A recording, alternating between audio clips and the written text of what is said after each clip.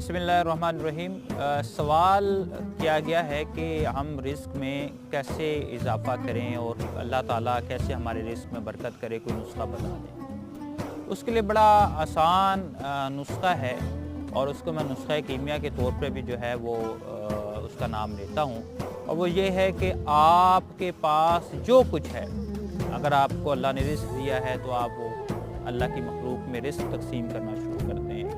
अल्लाह ने आपको कोई मुकाम, कोई इज़्ज़त दी है तो आप लोगों को इज़्ज़त देना शुरू कर दें। और जहाँ तक मामला है रिस्क का, तो मैं समझता हूँ कि आप किसी एक बंदे की रोटी, एक वक्त की रोटी अपने ज़िम्मे ले लें और फिर देखें कि कैसे कुदरत जो है वो गैब से, वो एक गैबी तरीके से जो है,